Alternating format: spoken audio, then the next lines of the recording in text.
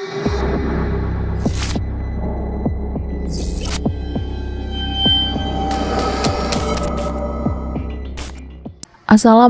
warahmatullahi wabarakatuh. Jumpa bersama saya Haza di channel Untung Ditonton. Bagi yang baru nonton, saya ucapkan selamat datang di channel ini. Semoga kita semua senantiasa diberi kesehatan dan dimudahkan dalam segala urusan. Amin. Kali ini saya akan membacakan sebuah cerita yang telah ditulis oleh Mbak Nafila. Nah, tanpa berlama-lama lagi, yuk langsung saja kita masuk ke ceritanya. Innalillahi wa innalillahi roji'un. Telah meninggal dunia nama Rian Santoso. Sebuah suara dari pengeras masjid memecah keheningan di malam yang sangat dingin ini. Tidak seperti malam biasanya. Entah mengapa malam ini sedikit terasa mencekam. Hah, Rian? Rian anaknya Mbak Nisa bukan ya, Mas? Innalillahi, Mas juga gak tahu, Dek. Aku Dimas, warga baru di kampung ini. Baru sekitar 3 minggu aku menetap tinggal di sini. Setelah resmi menikahi istriku. Istriku bernama Dina. Ia warga asli kampung sini. Orang tua Dina sudah lama meninggal. Dan sekarang kami menempati rumah peninggalan mereka. Ayo Mas, kita ke rumah Mbak Nisa. Pukul 8:11. Ini belum terlalu larut. Aku mengiyakan ajakan istriku untuk pergi ke rumah Mbak Nisa. Di sepanjang perjalanan, baru ku ketahui cerita tentang Rian. Rian adalah anak satu-satunya Mbak Nisa, dan mereka hanya tinggal bertiga dengan Mbok Nah. Mbok Nah adalah nenek Rian.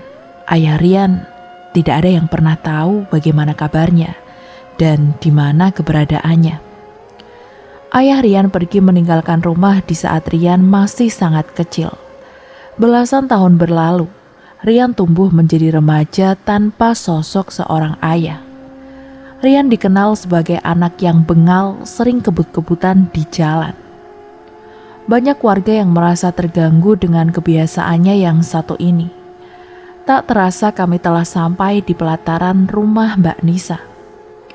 Nampak ramai para tetangga berdatangan. Iya, meninggal karena kecelakaan. Sekarang jenazah sudah di perjalanan.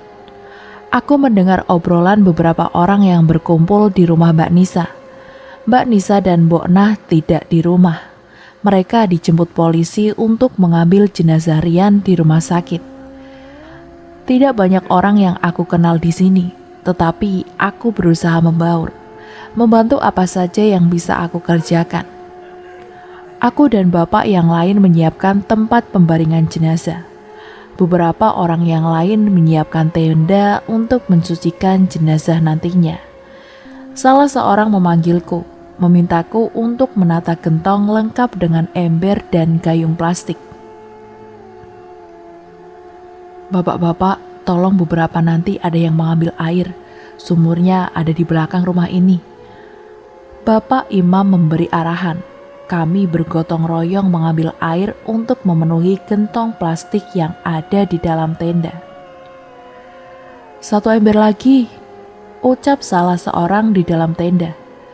Biar aku saja Pak De. Tawarku memberi bantuan. Giliranku mengambil seember air terakhir. Aku bergegas menuju sumur. Pencahayaan di sini sangat kurang.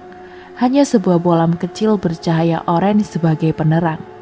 Dari kejauhan, aku melihat seorang anak muda berdiri mematung di dekat sumur. Tatapannya kosong dan wajahnya sangat pucat. Raut wajahnya nampak begitu sedih. Mungkin teman almarhum, batinku. Kulanjutkan menimba air tanpa menaruh curiga pada anak itu. Dek, ayo kita gabung ke depan saja. Ajakku kepada anak itu. Anak laki-laki itu tetap diam. Mas, ayo cepetan, sudah ditungguin airnya. Mobil jenazah sudah dekat. Ayo kita bergabung untuk menyambut jenazah. Suara Dina mengagetkanku. Aku menoleh ke arah Dina. Iya, Mas lagi ngajakin adik ini daripada di sini sendirian. Terangku. Adik siapa? Di sini nggak ada siapa-siapa, Mas. Ngaco kamu. Udah ah, ayo buruan. Refleks aku menoleh ke tempat anak laki-laki itu berdiri. Dan benar, tidak ada siapa-siapa. Mendadak hawa dingin menerpa punggungku membuatku bergidik ngeri. Dengan rasa penasaran yang kusimpan, aku mengikuti Dina kembali ke depan. Berkumpul dengan tetangga lain menyambut kedatangan jenazah. Sayup-sayup suara sirine terdengar. Semakin lama semakin keras pertanda mobil jenazah sudah datang.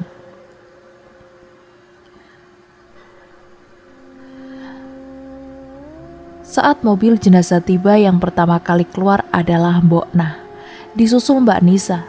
Mbak Nisa jatuh pingsan sesaat setelah keluar dari mobil, hingga butuh beberapa orang untuk membopongnya. Isak tangis keluarga almarhum membuat hatiku ikut sedih. Tiba waktunya jenazah untuk dibopong masuk ke dalam rumah. Beberapa orang ditunjuk untuk membantu. Aku salah satunya. Saat berada di depan pembaringan jenazah, aku dan bapak-bapak lain perlahan menurunkan jenazah. Tidak sengaja aku menyingkap kain penutup wajah almarhum. Betapa terkejutnya aku. Wajah almarhum sama persis dengan anak laki-laki yang aku lihat di dekat sumur tadi. Rangkaian proses dilakukan sebelum jenazah siap dimakamkan.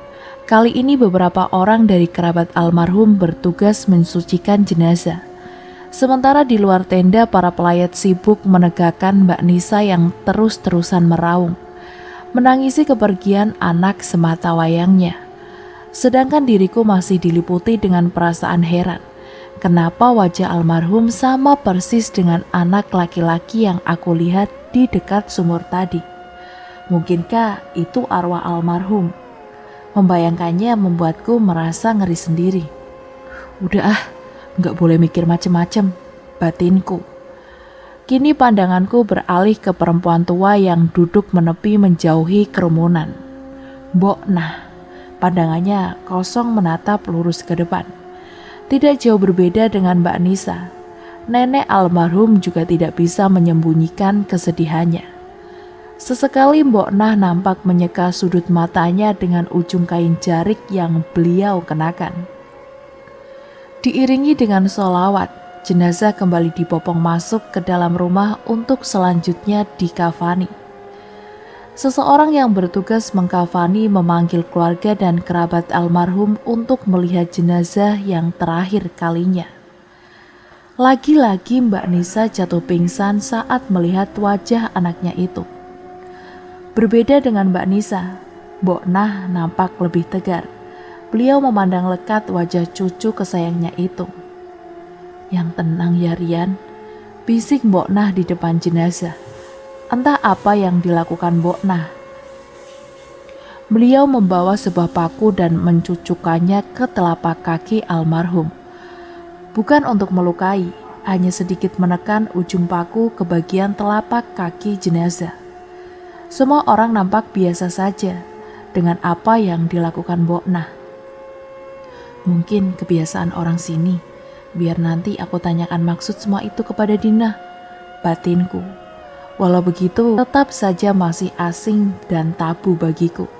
Tidak pernah aku temui di daerah tempat tinggalku mencucukkan paku ke kaki jenazah. Jenazah telah selesai dikafani dan akan segera dibawa ke masjid untuk disolatkan. Dina tidak ikut ke pemakaman karena harus ikut menunggui Mbak Nisa yang belum sadarkan diri bersama beberapa ibu-ibu yang lain.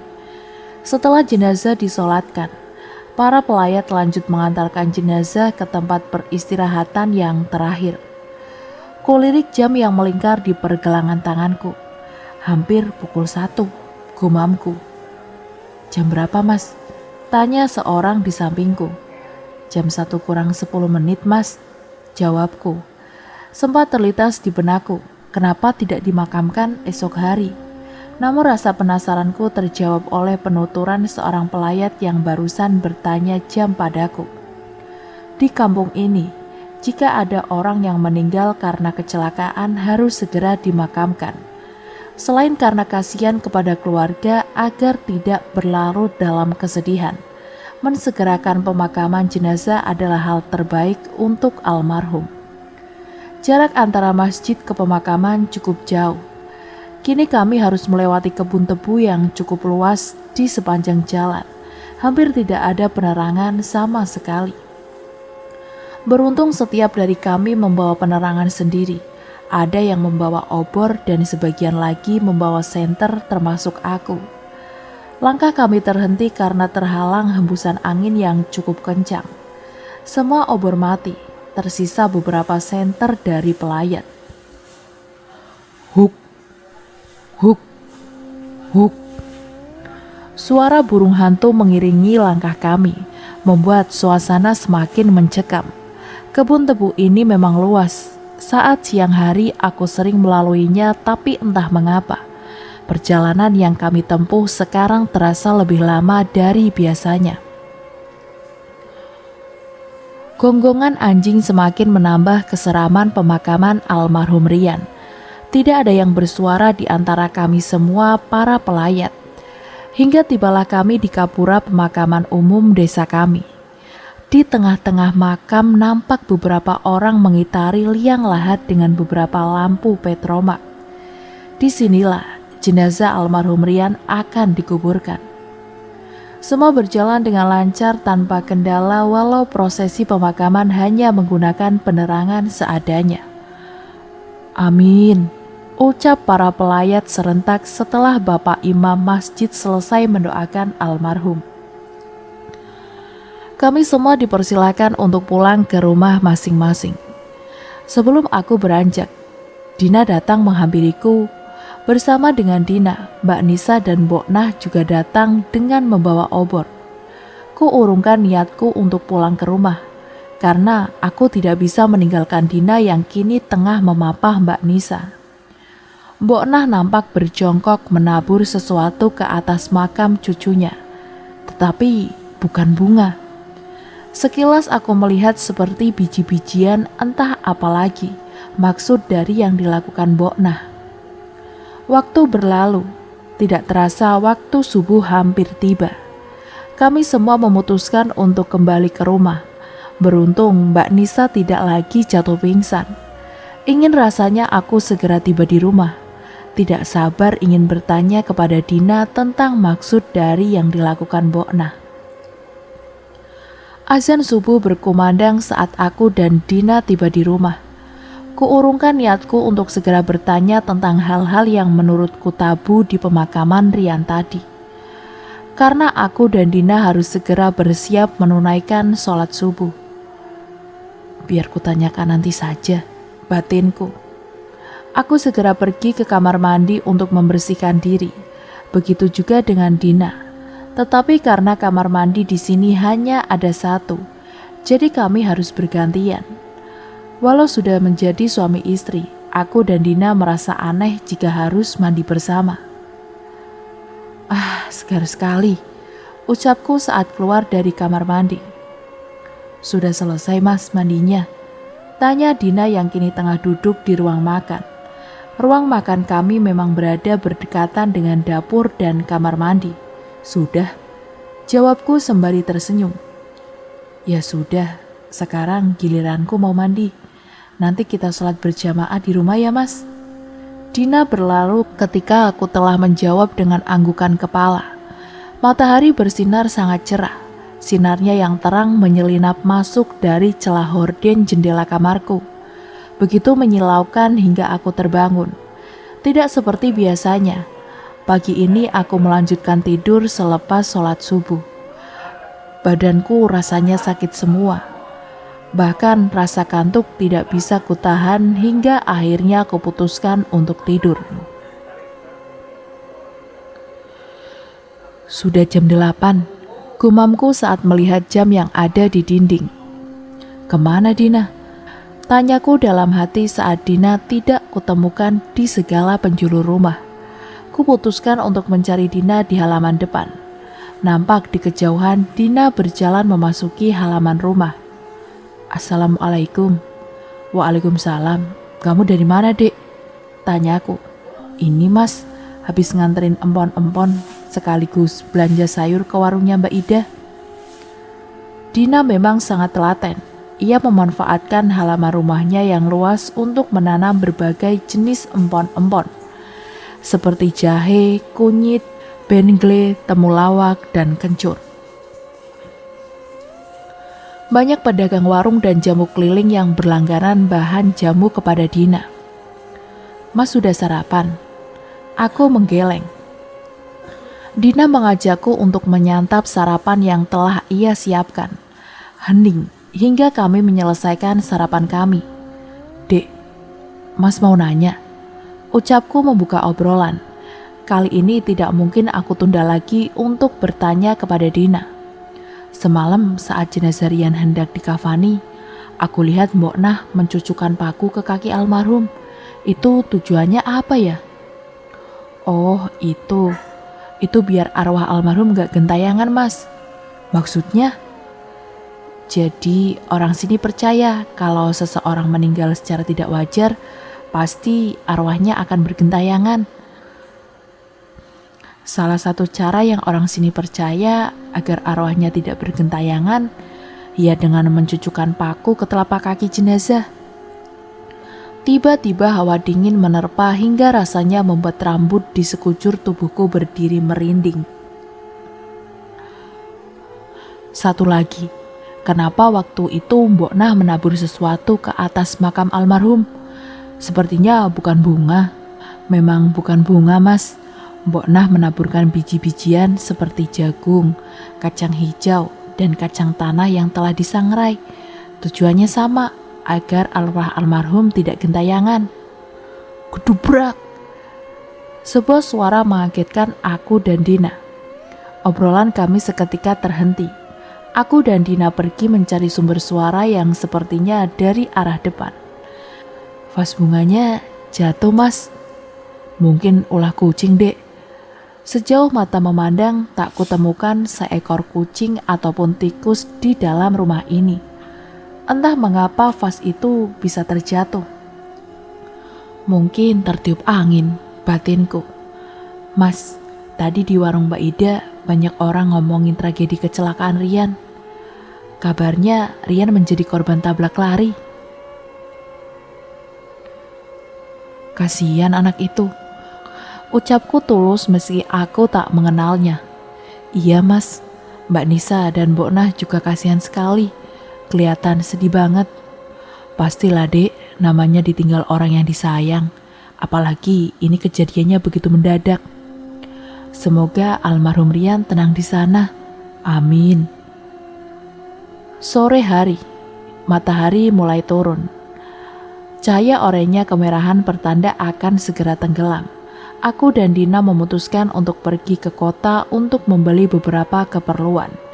Saat melewati rumah Mbak Nisa, nampak beberapa galah terpasang bagai pagar di bekas tempat mensucikan jenazah, lengkap dengan bolam kecil yang menggantung. Hal seperti ini rupanya sudah biasa di kampung ini. Tujuannya sebagai penanda bahwa di tempat itu ada yang meninggal belum genap 7 hari. Aku melajukan motorku dengan hati-hati karena jalan yang rusak dan berlubang. Ini adalah jalan menuju pemakaman, satu-satunya jalan menuju ke kota. Itu Mbak Nisa dari mana ya?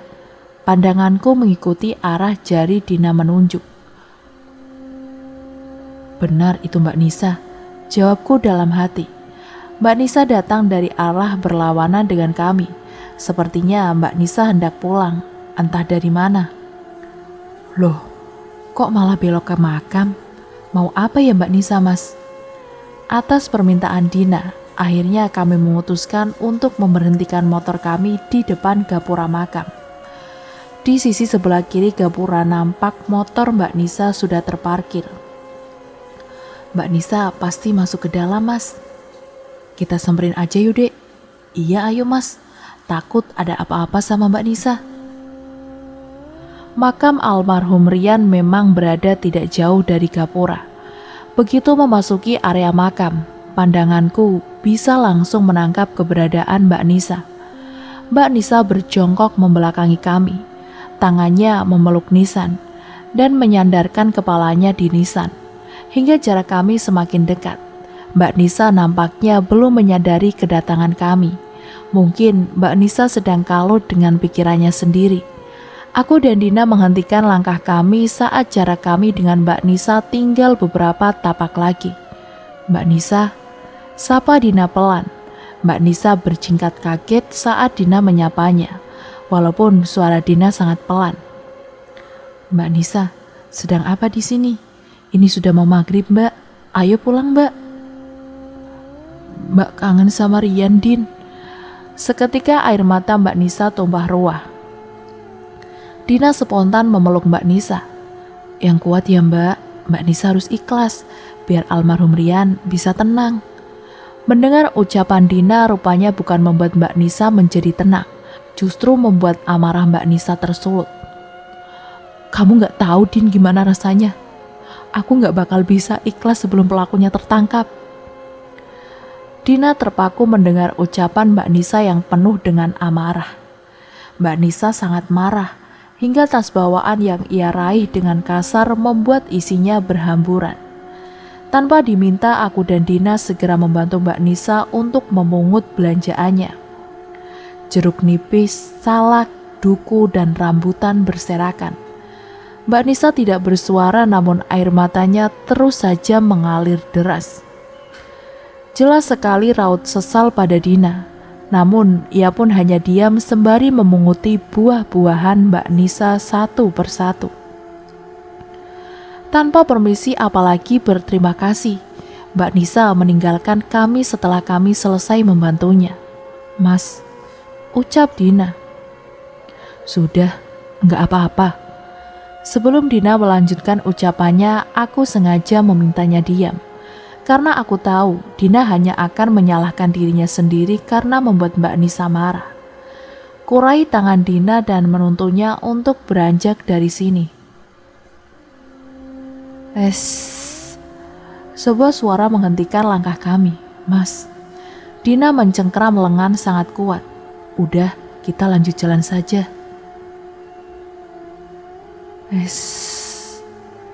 Suara yang mirip dengan desisan itu terdengar lagi.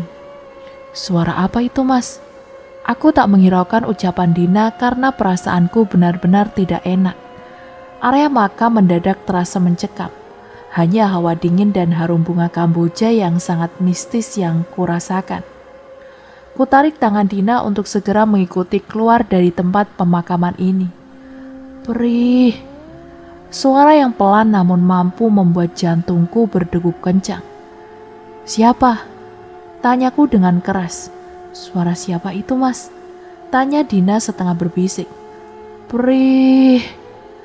Kali ini suara itu semakin jelas terdengar. "Itu seperti suara almarhum Rian, Mas."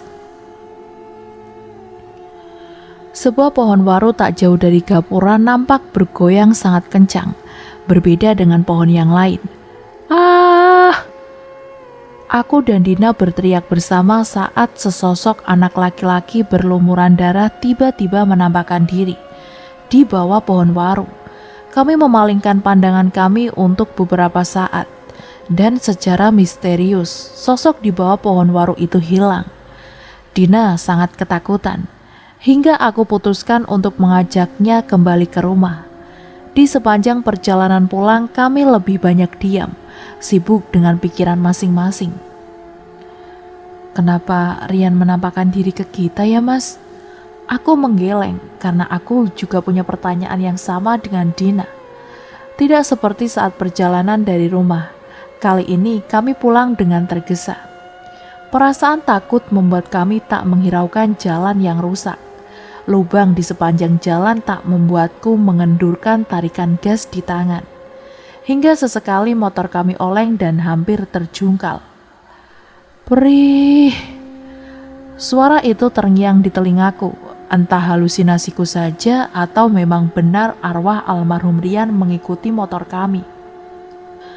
Suasana menjelang maghrib membuat jalanan di area kebun tebu menjadi lebih sunyi dan mistis. Serak, serak, serak. Suara pucuk pohon tebu yang saling bergesekan mengagetkan kami. Seakan ada suatu benda yang berjalan atau bahkan mungkin terbang di antara pohon-pohon tebu yang tumbuh berjajar. Benda itu bergerak sangat cepat di antara pohon tebu seakan mengikuti motor kami. "Apa itu, Mas? Kenapa kayak ngikutin kita?" tanya Dina menahan tangis. Tangan Dina memeluk erat pinggangku, sangat terasa betapa Dina gemetaran. "Jangan takut sayang," ucapku. Sejujurnya, aku sendiri tengah dirundung rasa takut yang luar biasa. Aku coba untuk mengabaikan benda aneh yang seakan mengejar kami itu. Beruntung, benda misterius itu tidak mengejar kami sampai ke rumah. Entah apa sebenarnya benda itu dan bagaimana wujudnya.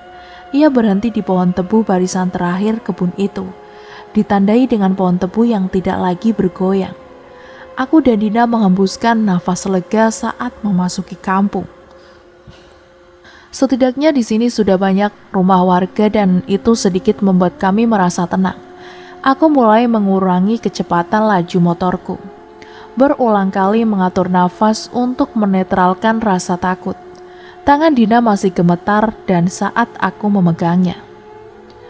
"Sudah gak apa-apa, Dek." Dina mengangguk dan menyadarkan kepalanya di pundakku. Kini kami telah sampai di sekitar rumah Mbak Nisa, pertanda kami akan segera sampai. Laju motor kami seketika terhenti ketika ku genggam rem dengan kuat, karena ada seekor kucing hitam yang tiba-tiba melintas di depan kami. "Mas, itu kenapa lampu di bekas tempat mensucikan jenazah kedap-kedip?" ucap Dina sembari menjentikan jari ke arah yang ia maksud. Aku tidak berani menatap, karena sekilas aku melihat bayangan anak laki-laki di dekat galah. Tanpa menghiraukan ucapan Dina, aku kembali melajukan motorku. Azan maghrib berkumandang saat kami memasuki pelataran rumah. Hening terasa sangat sunyi. Tiba-tiba angin bertiup kencang, menggoyangkan pohon yang ada di halaman rumah. "Ada apa lagi ini?" tanyaku dalam hati. Gegas aku mengajak Dina masuk ke rumah. Langkah kami terhenti saat sebuah bayangan hitam tergambar di balik horden jendela ruang tamu. "Siapa?" aku bertanya dengan berteriak. "Itu hantu apa maling, Mas?" Pertanyaan yang sulit ku jawab, namun keduanya kuyakini kurang bagus untuk kami hadapi. Aku merasa sedikit frustasi dengan apa yang kami alami. Entah mengapa arwah Rian menggentayangi kami. Biar itu kupikirkan nanti. Sekarang mau tidak mau harus aku hadapi apapun yang kini ada di dalam rumah. Sebuah balok kayu kurai sebelum memasukkan kunci untuk membuka pintu. "Hati-hati, Mas. Kamu di sini saja, Dek. Berteriaklah sekeras-kerasnya bila terjadi sesuatu di dalam." Dina menjawab dengan anggukan kepala.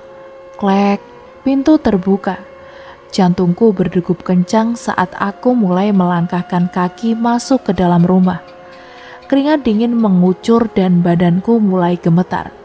Tidak tergambarkan seberapa besar rasa takut yang kini aku rasakan. Ku acungkan balok kayu lurus ke depan. Aku perkuat genggaman tanganku, namun tetap saja tak bisa membuat balok kayu yang kupegang ini berhenti bergetar. Aku terus mempertajam mata dan telingaku. Kali ini hanya kewaspadaanku lah yang bisa menyelamatkan aku dari segala kemungkinan buruk. "Siapa?" teriakanku tak juga mendapatkan jawaban. Tidak ada siapapun di ruang tamu. Namun, aku belum puas sebelum memeriksa ruangan lain. Hanya ingin memastikan bahwa semua benar-benar aman. Kini ruangan yang aku tuju adalah kamar aku dan Dina. Karena di sana tempat menyimpan barang berharga kami. Jika benar bayangan yang kami lihat adalah maling, ia pasti akan membobol kamar kami. Namun sayang, hasilnya nihil. Kamar kami masih rapi seperti saat kami meninggalkannya. Ku coba memeriksa jendela, namun hasilnya sama. Semua masih dalam kondisi baik-baik saja. Berarti bukan maling. Lalu apa? Batinku. Ah! Sebuah teriakan membuyarkan lamunanku. Dina? Spontan kupanggil nama istriku. Karena aku yakin teriakan yang baru saja ku dengar adalah darinya. Aku bergegas berlari keluar rumah. Ku lemparkan balok kayu itu dengan sembarang. Perasaan cemas, takut terjadi sesuatu dengan Dina seketika hinggap. Sayang, Dina, kamu kenapa? Tanyaku sembari memeluknya dari belakang. Dina melungkupkan kedua tangannya di wajah dan badannya yang gemetaran. Sayang, kamu kenapa?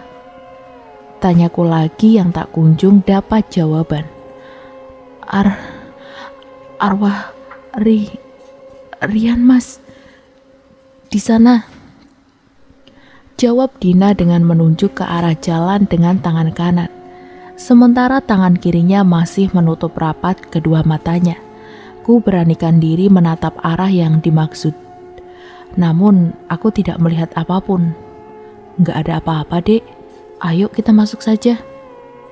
Mas, Rian minta tolong, Mas. Ku papah Dina yang kini nampak begitu lemas. Ucapan Dina menghentikan langkahku. Dia memutar tubuhnya hingga kini kami berdiri berhadapan.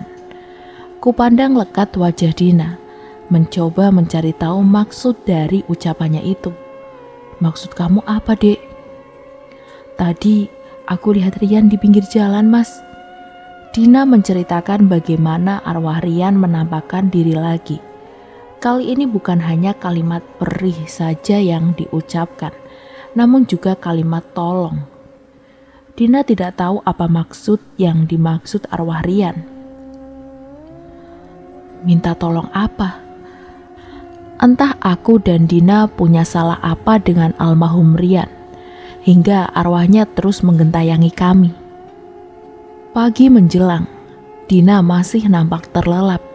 Wajar saja, karena hampir sepanjang malam ia terus saja terjaga. Dina takut ketika ia tidur, arwah Rian akan datang menggentayanginya. Dina, permisi Din. Bruk. Entah siapa. Seseorang di luar sana yang menggedor pintu dan berteriak sangat keras itu. Dina mana mas? Kalimatku terpotong saat hendak bertanya siapa beliau. Dina di kamar, lagi kurang sehat. Aku sengaja membuat alasan karena aku tidak mau Dina dicap sebagai istri pemalas yang bangunnya siang. Siapa mas? Suara Dina tiba-tiba muncul dari belakang punggungku. Ini Dek. Aku sedikit menepi untuk memberi ruang kepada Dina agar melihat siapa yang bertamu. Mbak Sari, ada apa ya Mbak? Bangle, aku mau beli bangle. Oh, bangle. Maaf Mbak, banglenya belum panen lagi. Mungkin besok baru ada. Gimana Mbak? Saya mau sekarang. Pokoknya sekarang Din. Mbak Sari memaksa Dina untuk mencabutkan beberapa ruas bangle. Akhirnya Dina pun mengalah dan mencabutkan beberapa pohon bangle. Kami saling menatap ketika Mbak Sari berlalu pergi dengan sekantong plastik bangle di tangannya. Buat apa ya mas? Aku mengedikan bahu tanda tidak tahu. Bangle memiliki bentuk yang menyerupai jahe dengan ukuran yang lebih besar. Seperti jahe, bangle juga sering dimanfaatkan sebagai jamu. Manfaat lain dari bangle, khususnya yang masih dipercayai warga kampung ini adalah bangle mampu mengusir makhluk halus. Bangle dan bawang putih yang dikaitkan di daster atau bahkan pakaian dalam wanita hamil. Dengan peniti masih sering terlihat dilakukan oleh masyarakat kampung ini.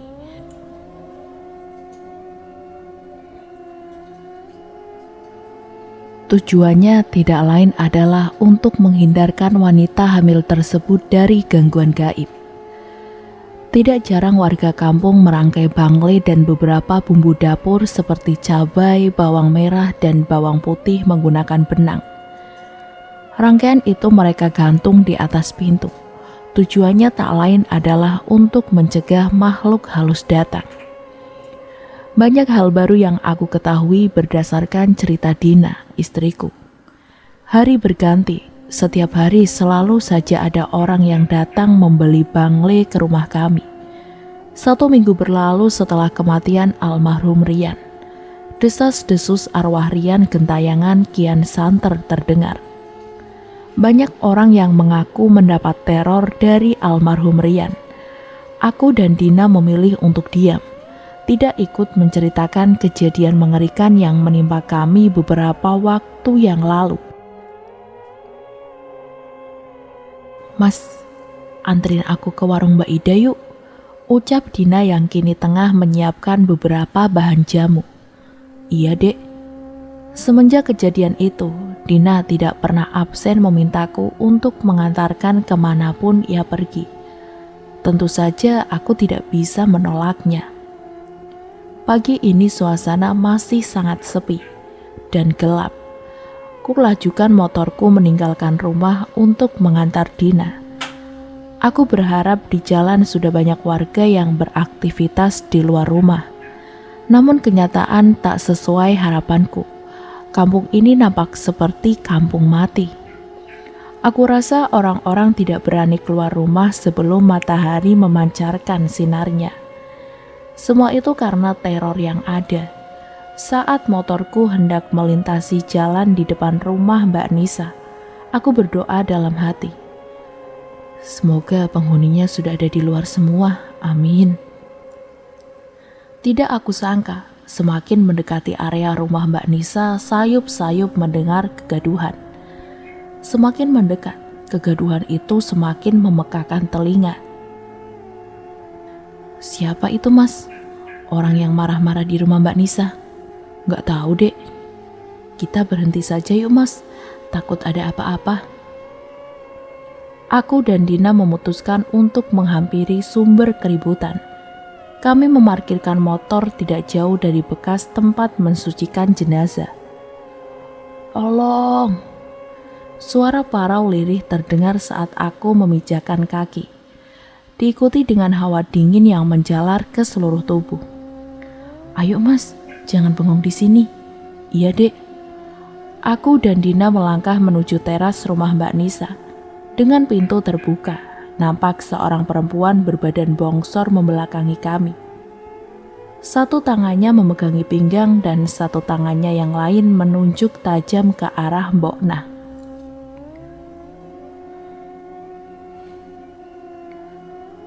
"Mbok, cucumu itu kurang ajar. Sudah meninggal juga tetap kurang ajar. Dia mengentayangi anakku." Hardik wanita itu yang belum kulihat wajahnya. "Yang sopan bicara sama orang tua, Mbak Sari." Mbak Nisa datang menimpali ucapan wanita itu dengan amarah yang tidak bisa disembunyikan dari wajahnya. "Kalian mau apa kesini, hah? Mau ikut memfitnah anakku Rian?" tuduh Mbak Nisa dengan menunjuk ke arah kami. "Maaf, Mbak, kami kebetulan melintas dan tidak sengaja mendengar keributan di sini. Kami khawatir." Dina mencoba menjelaskan, namun Mbak Nisa tetap dengan ketidaksukaannya itu. "Nisa, kamu jangan berburuk sangka sama Dina dan suaminya. Ingat, mereka orang baik. Mereka sudah membantu kita selama proses pemakaman Rian." Mbok Nas mencoba membela kami. Mbak Nisa berteriak sangat keras. Badannya merosot ke lantai dengan air mata yang semakin berderai. "Anakku Rian anak yang baik. Malang sekali nasibmu, Nak. Semasa hidup kau belum pernah merasakan kebahagiaan. Kini kamu harus meninggal. Orang-orang jahat ini memfitnahmu gentayangan." Kami hanya diam dan saling pandang melihat keadaan Mbak Nisa. Sudah Nis, ikhlaskan semuanya. Mbok Nah mencoba menasehati.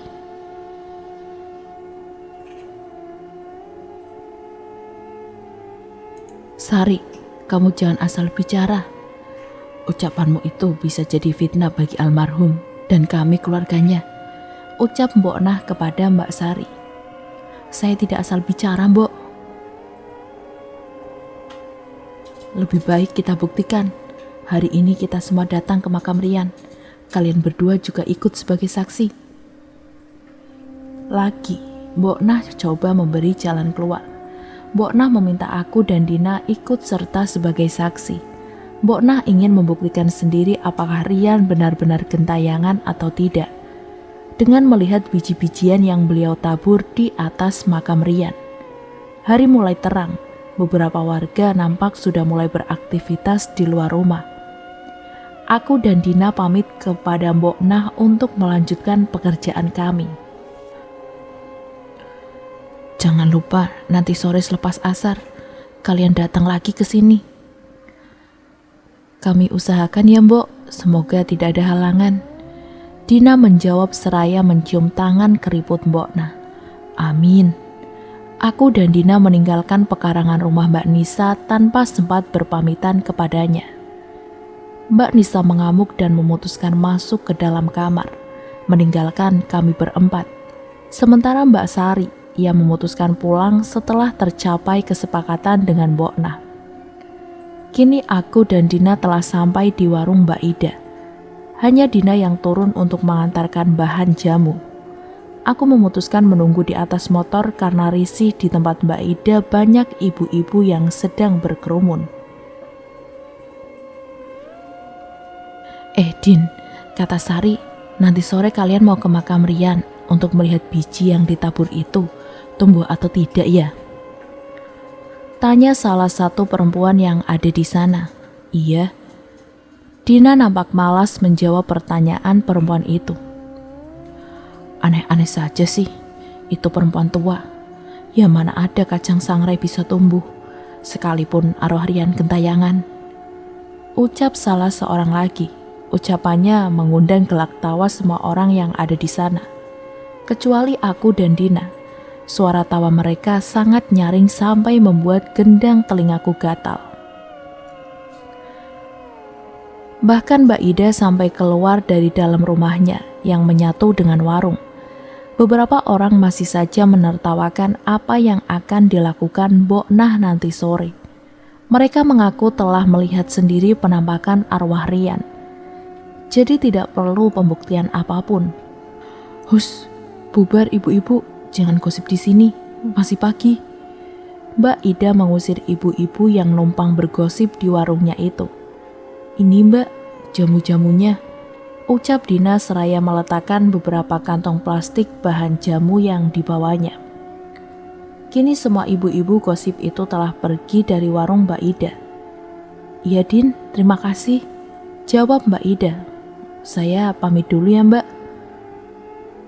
Tunggu sebentar Din, Mbak mau nanya sedikit, sergah Mbak Ida. Mbak Ida sepertinya ragu untuk bertanya kepada Dina. Gini Din, iya Mbak, kenapa? Maaf sebelumnya, apa benar arwah Rian itu gentayangan? Dina nampak sangat terkejut dengan pertanyaan Mbak Ida. Dina menoleh ke arahku seakan meminta izin untuk menceritakan hal seram yang pernah kami alami. Aku mengangguk tanda setuju. Mbak Ida mempersilahkan kami untuk masuk ke dalam rumah. Aku dan Dina mengekor ke arah ruang tamu. Kami duduk bersebelahan setelah sang tuan rumah telah mempersilahkan. Mbak Ida duduk di bangku kecil yang ada di depan kami. Jadi gini Mbak, sebenarnya cerita itu mengalir dari mulut Dina. Seakan tidak berkedip, Mbak Ida begitu menyimak apa yang diceritakan oleh Dina. Setelah Dina selesai dengan ceritanya, kini giliran Mbak Ida. Aku juga sama, pernah melihat arwah Rian Din. Aku lihat ia di jalan sana. Mbak Ida menunjuk arah perkebunan tebu. Menurut Mbak Ida, Rian meminta tolong kepadanya. Namun Mbak Ida juga bingung pertolongan seperti apa yang bisa dia lakukan. Apa nanti sore aku bisa ikut ke makam Din? Sekalian ajak Pak Ustadz, barangkali beliau punya solusi. Aku dan Dina tidak bisa memutuskan karena kami tidak punya wewenang. Dina menyarankan agar Mbak Ida bertanya langsung kepada Mbok Nah. Matahari semakin meninggi saat aku dan Dina meninggalkan rumah Mbak Ida. Sebenarnya kenapa ya Mas, arwah Rian bisa bergentayangan? Tanya Dina saat di perjalanan pulang. Mas nggak tahu dek. Apa karena ia jadi korban tabrak lari ya Mas? Sudahlah dek, kita doakan saja yang terbaik. Semoga pelakunya bisa tertangkap dan arwah almarhum tenang. Iya Mas, amin. Tapi aku masih penasaran Mas, apa ada penyebab lain kenapa almarhum gentayangan meneror warga? Jangan berpikir yang macam-macam dek. Kita lihat saja nanti sore seperti apa. Iya Mas. Saat kami melintasi jalan di depan rumah Mbak Nisa, rumah itu nampak sepi. Samar-samar aku melihat sosok almarhum Rian di pantulan kaca jendela rumah Mbak Nisa. Rian berdiri membelakangi kami di halaman rumahnya, namun dari pantulan kaca ia menatap kami. Seketika aku sangat merinding dibuatnya. Aku menambah kecepatan laju motorku dan mengabaikan apa yang aku lihat di rumah Mbak Nisa. Melihat penampakan makhluk halus bukanlah hal baru bagiku. Namun tidak bisa aku pungkiri, aku masih saja takut saat mengalami hal mistis seperti itu. Aku sengaja tidak menceritakan apa yang baru saja aku lihat kepada Dina, agar ia tidak semakin merasa ketakutan atas teror arwah Rian. Di sepanjang jalan aku melihat banyak warga yang menggantungkan bangle di depan pintu rumah mereka. Mungkin semua orang menjadi resah karena desas-desus teror arwah Rian. Semoga saja ini semua segera berlalu dan almarhum Rian bisa tenang, batinku. Mas, aku langsung masuk ya. Aku mau masak, ucap Dina saat motor kami telah berhenti di depan rumah. Iya dek. Dina berlalu dan aku memutuskan untuk berbaring sebentar di kursi panjang yang ada di teras samping rumah. Kelopak mataku kian terasa berat hingga perlahan terpejam. Sayup-sayup aku mendengar teriakan orang. Tolong, di sini ada kecelakaan. Nampak di kejauhan seorang anak remaja yang tergeletak di jalan dengan motor yang menindih tubuhnya. Seorang laki-laki parubaya berdiri di dekatnya. Aku tidak bisa melihat jelas wajahnya.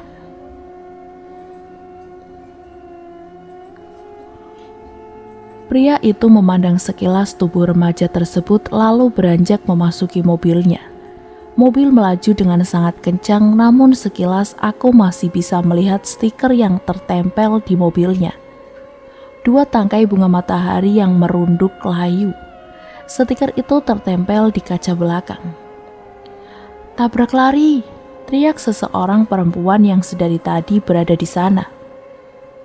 Tabrak lari, mungkinkah bapak tadi pelakunya? Batinku, aku ingin sekali berteriak dan ikut mengejar, namun badanku mendadak kaku dan berat seperti tertindih sesuatu. Mulutku tidak bisa mengeluarkan suara. Mas, bangun mas, mas.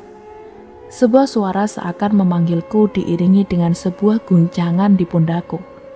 Perlahan badanku terasa ringan, aku pun terbangun. Aku terus beristighfar. Mimpi buruk, gumamku. Kamu mimpi apa sih mas? Sampai susah sekali dibangunin. Tanya Dina dengan raut khawatir. Enggak apa-apa dek. Elaku. Enggak apa-apa gimana? Pertanyaan Dina penuh selidik, namun aku tetap enggan menceritakan yang sebenarnya. Aku tidak mau Dina semakin ketakutan jika aku bercerita soal mimpiku. Aku sendiri belum tahu makna di balik mimpi barusan. Mungkinkah pertanda atau hanya bunga tidur? Ya udah, ayo kita makan siang. Ajak Dina setelah ia menyerah dengan pertanyaannya. Ayo, jawabku penuh semangat. Dina mendahuluiku, berjalan dengan wajah yang sedikit cemberut. Sepertinya ia belum benar-benar puas dengan jawabanku. Ketika aku hendak berdiri, sebuah hembusan angin menerpa pipiku. Aku menoleh ke kanan dan ke kiri melihat dedaunan yang ada di sekitar rumah. Tidak ada satupun daun yang bergoyang, menandakan tidak ada angin yang berhembus. Tolong! Suara misterius itu lagi. Kini suara itu terdengar sangat jelas, seperti bersumber di dekatku. Merinding, itu yang aku rasa. Aku coba mengabaikan, namun suara itu terdengar lagi. Tolong, perih. Sangat jelas, membuat jantungku berdegup dengan sangat kencang. Aku tak berani menyahut, karena aku tahu itu bukan suara manusia melainkan arwah. Entah mengapa arwah Rian terus meminta tolong padaku, padahal kami belum sempat saling mengenal. Mungkinkah karena kelebihanku yang bisa merasakan kehadiran makhluk halus? Mas, buruan, aku udah lapar nih. Teriak Dina disusul dengan kepalanya yang menyembul dari balik jendela. Iya dek. Lekas aku menyusul istriku yang cantik itu ke meja makan, sebelum wajahnya berubah menjadi horor. Jujur saja, aku lebih takut melihat wajah Dina yang penuh amarah daripada melihat arwah.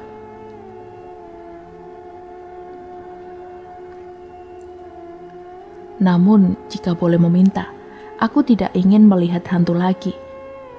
Dek, nanti kita jadi ikut Mbok Na dan Mbak Sari. Tanyaku saat kami telah menyelesaikan makan siang kami.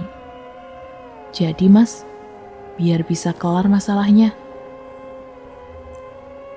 Amin. Kami memutuskan untuk bersiap karena waktu asar akan segera tiba. Setelah bersiap, aku memutuskan menunggu Dina di atas motor saja. Dina masih di dalam rumah, memastikan semua jendela dan pintu tertutup dan tidak lupa untuk menguncinya. Sudah dek, tanyaku kepada Dina yang kini tengah melangkah menghampiriku. Sudah mas, semua pintu dan jendela sudah aku tutup dan kunci. Kita berangkat sekarang. Dina mengangguk sambil menaiki motor. Ia tidak lupa melingkarkan tangannya ke pinggangku. Motor melaju meninggalkan pekarangan rumah. Aku melajukannya dengan pelan. Menikmati hembusan angin sore yang sangat segar, sesekali aku dan Dina menyapa tetangga yang berpapasan dengan kami. Tidak terasa, kami hampir sampai di rumah Mbak Nisa. Dari kejauhan nampak Mbak Ida dan Pak Ustadz tengah berbincang dengan Mbok Na di pelataran rumah. Menyadari kehadiran aku dan Dina, mereka seketika menghentikan obrolan. Mereka semua serempak menjawab salam kami berdua. Belum ada tanda-tanda kedatangan Mbak Sari. Begitu juga dengan Mbak Nisa yang tak nampak batang hidungnya. Mbak Nisa kemana, Mbok? Kok nggak kelihatan? Tanya Dina. Nisa ada. Dia masih marah. Biar nanti Mbok yang membujuknya. Kami berlima dikejutkan dengan suara gaduh dari arah jalan.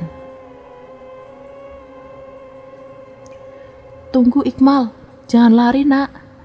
Mbak Sari berteriak kepada seorang anak laki-laki yang lari tunggang langgang seperti orang ketakutan. Itu siapa yang datang sama Mbak Sari dek? Tanyaku setengah berbisik kepada Dina. Itu Iqmal namanya mas, anaknya Mbak Sari. Lihat Mbok, anakku seperti orang gila gara-gara digentayangin terus sama cucu Murian. Seru Mbak Sari dari seberang jalan. Masih dengan amarah yang meluap, Mbak Sari menghampiri kami tanpa bisa kami cegah. Mbak Sari menyerang Mbok Na. Dengan kasar Mbak Sari memegang kedua bahu Mbok Na dan mengguncangkannya. Kami menatap bingung, tidak tahu harus berbuat apa. Sementara Iqmal telah pergi menghilang dari pandangan. Mbok Na dan Nisa harus bertanggung jawab. Istighfar mbak, jangan seperti ini. Pak Ustadz coba mengingatkan. Kami semua mencoba melerai, namun tenaga Mbak Sari sangat kuat, seperti orang kesetanan.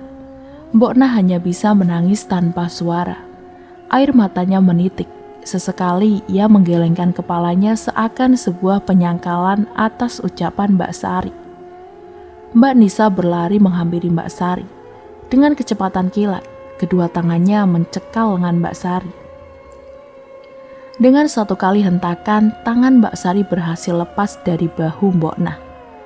Plak! Sebuah tamparan mendarat di pipi Mbak Sari. Bekas merah membuktikan betapa kuatnya tamparan itu dilayangkan. Aku sudah bilang, jangan kurang ajar sama orang tua, Mbak. Mbak Sari menangis sesegukan. Kita semua harus banyak-banyak istighfar. Pak Ustadz terus mencoba mengingatkan kami semua.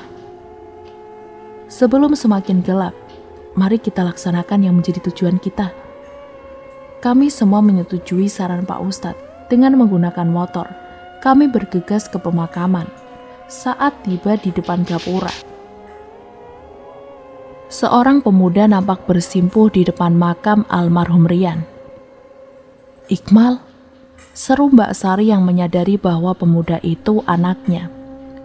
Dengan tergopoh ia berlari menghampiri anaknya.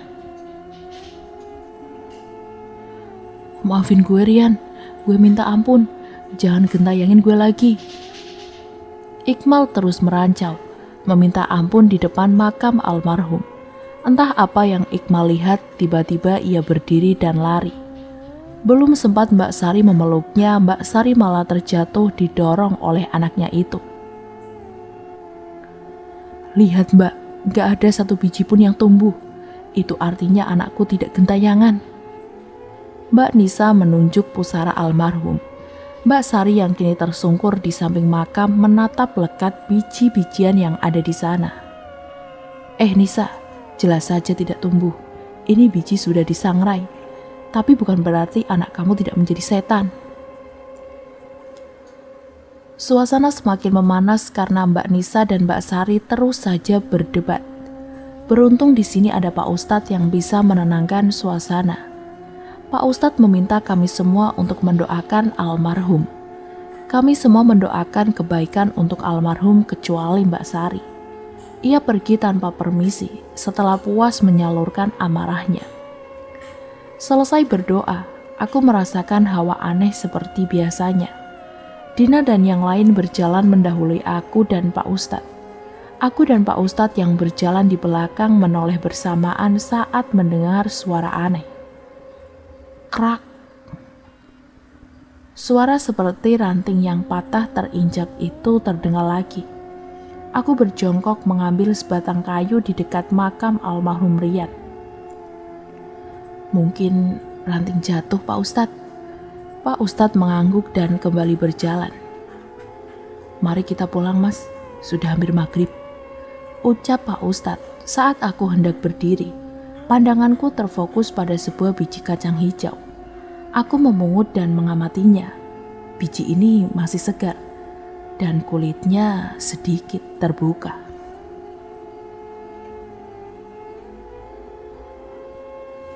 Saat aku hendak membersihkannya, kulit biji itu terkelupas dan memperlihatkan sebuah tanda kehidupan. Biji itu berkecambah. Astaga, itu artinya... Ucapanku tertahan. Tolong, perih. Suara misterius yang sudah sangat aku hafal itu kembali terdengar. Gegas aku berjalan dengan cepat meninggalkan area makam. Sebelum almarhum kembali menampakkan wujudnya. Semua yang ikut kini telah menunggu di depan gapura makam. Langkahku terhenti saat sesosok anak laki-laki berwajah pucat pasi berdiri di bawah pohon waru. Badanku mematung tak bisa kugerakkan, mulutku tak bisa bersuara. Sayup-sayup semua orang memanggilku namun aku tak mampu menjawab. Belum sempat aku meminta tolong semuanya mendadak gelap. Gelap, benar-benar gelap. Tidak ada cahaya sedikit pun yang tertangkap indah penglihatanku. Ku ikuti naluriku untuk terus berjalan ke depan. Sesekali tanganku meraba ke segala arah mencari petunjuk apa saja yang bisa menuntunku keluar dari tempat gelap ini. Namun nihil. Perih, tolong. Suara itu lagi, suara yang sudah sangat aku hafal dan bahkan sering membuatku ketakutan. Seperti sekarang seketika jantungku berdegup sangat kencang. Mau apa kamu, ha? Tanyaku kepada sumber suara yang tidak nampak wujudnya. Hening lama tak ada sahutan. Tak ada suara lain yang bisa aku dengar selain deru nafas dan degup jantungku sendiri. Aku frustasi, lari pun tidak ada gunanya. Karena tempat ini seperti tidak ada ujungnya. Sebuah cahaya menyilaukan, seperti cahaya senter yang diayunkan. Kilatan itu berpindah-pindah dan mataku terus mengikutinya. Ah! Teriakku. Cahaya itu menyorot sesosok wajah yang sudah sangat aku kenal. Almarhum Rian dengan wajah yang pucat pasi berdiri tak jauh dari tempatku berada. Hanya sesaat, lalu hilang bersamaan dengan berpindahnya cahaya itu. Tap, tap, tap. Suara langkah kaki yang terdengar semakin mendekat. Ada sedikit perasaan lega, namun naluriku semakin memaksa untuk tetap waspada. Aku berharap bisa meminta tolong, namun aku juga tidak bisa mengabaikan jika seseorang itu bisa mencelakakanku. Aku tidak bisa melihat siapa orang yang kini berjalan ke arahku. Sebuah senter di tangannya dan sepertinya ia berjalan dengan tergesa. Hei, permisi. Sapaku. Perasaanku menjadi semakin tidak enak karena sepertinya orang itu tidak bisa mendengarkanku. Orang itu terus berjalan dengan menyenter sebagai sumber cahaya satu-satunya. Sampai akhirnya orang itu berhenti. Senter itu menyorot aspal yang ada di dekatnya. Samar aku melihat seperti bekas darah yang ditutup pasir. Beberapa tetesan darah terlihat masih segar, tidak tertutup sempurna oleh pasir. Sebuah tangan terjulur memegang jeruk nipis yang sudah terbelah menjadi dua, lalu memerasnya. Hei, jangan! Aku berusaha menghentikan ulah orang itu, orang yang sama sekali tidak bisa aku kenali. Sebelah tangannya terus memeras jeruk nipis di atas bekas darah. Sementara tangan lain menerangi dengan senternya. Jangan! Hanya kalimat itu yang bisa aku ucapkan. Aku ingin menghentikannya, namun badanku mendadak kaku. Orang itu mengabaikan ucapanku seperti tidak mendengar. Sebuah sirine terdengar sangat nyaring. Seketika orang itu pergi meninggalkan lokasi. Hei, jangan pergi. Cahaya sangat terang membuatku berkali-kali mengerjapkan mata.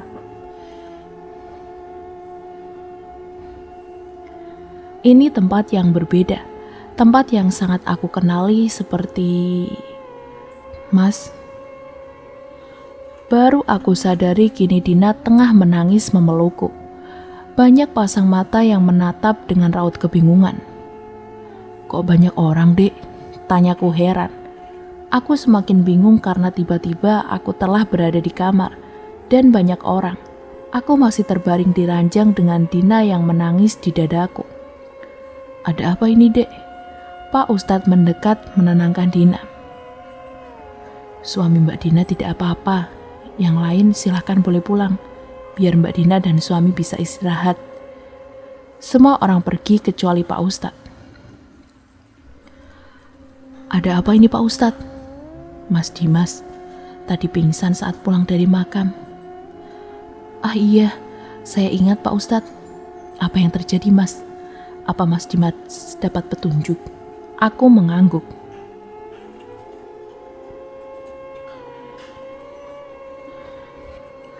Atas permintaan Pak Ustadz, aku menceritakan semua yang aku lihat. Jangan-jangan orang itu Mbak Nisa, Mas, ucap Dina.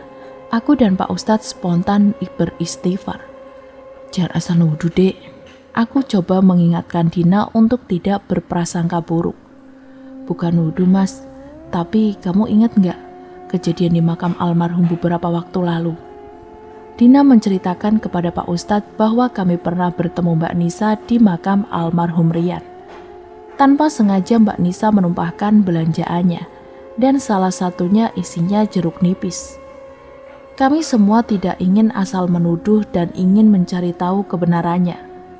Pak Ustadz meminta aku dan Dina ke rumah beliau esok hari untuk membicarakan masalah ini lebih lanjut. Karena malam semakin larut, Pak Ustadz pamit pulang. Dina belum beranjak dari sisiku menggenggam erat jemariku. Kecemasan masih tergambar jelas di wajahnya. "Dik, boleh minta tolong? Mas haus." Ucapku memelas. "Sebentar mas, adik ambilkan minum." Saat Dina berlalu menghilang di balik pintu, lampu kamar mendadak mati. "Dek." Berulang kali aku memanggil Dina, namun ia tak menjawab. Bruk. Seperti ada benda jatuh di dekat ranjang. Aku tidak bisa melihat karena kondisi kamar yang gelap. Dengan susah payah ku gapai saklar untuk menghidupkan lampu. Ku edarkan pandanganku ke seluruh penjuru kamar. Tidak ada apapun yang mencurigakan. "Tolong." Suara misterius itu terdengar lagi bersama dengan lampu kamar yang berkedip-kedip. "Saya akan bantu kamu." Meski ragu, ku beranikan diri menjawab suara itu. Ini semua harus segera selesai, agar arwah almarhum bisa tenang. Aku dan Dina serta warga kampung ini juga bisa segera kembali hidup normal. Memikirkan bagaimana cara untuk menolong almarhum Rian membuat kepalaku berdenyut.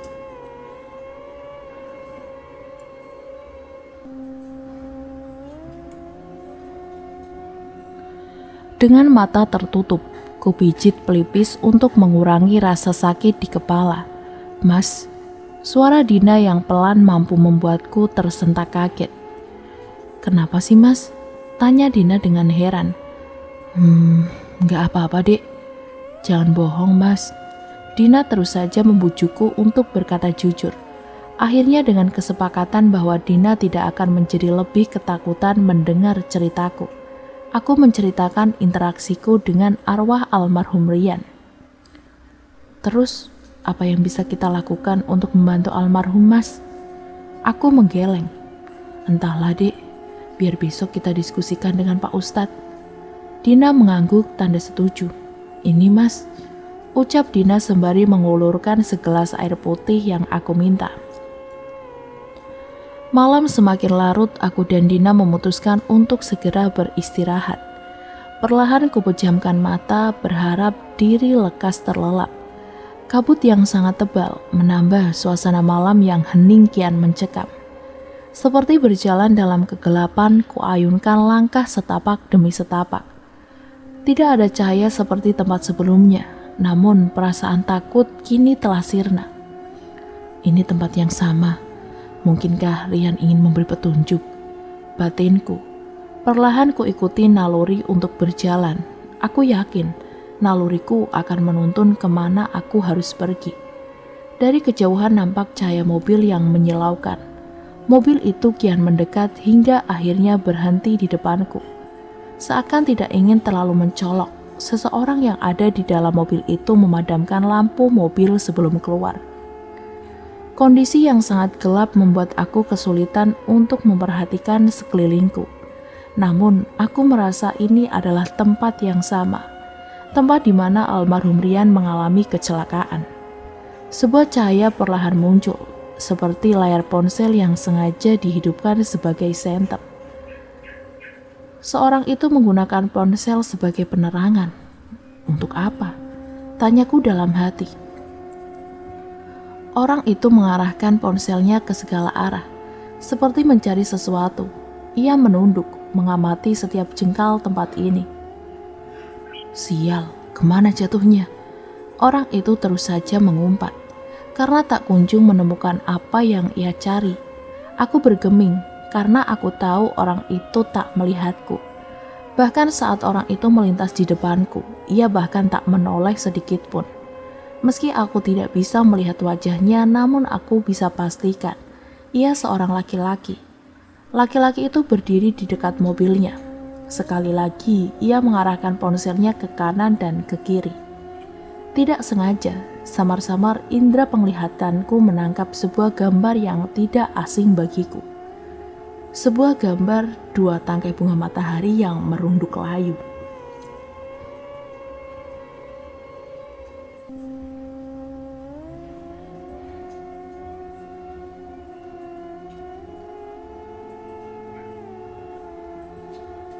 Dan cerita pun akhirnya berlanjut ke bagian yang selanjutnya ya teman-teman. Terima kasih untuk yang sudah menonton dan jangan lupa untuk like, komen, dan subscribe serta nyalakan juga tombol loncengnya. Apabila terdapat salah-salah kata maupun artikulasi yang kurang jelas, saya mohon maaf yang sebanyak-banyaknya. Terima kasih dan wassalamualaikum warahmatullahi wabarakatuh.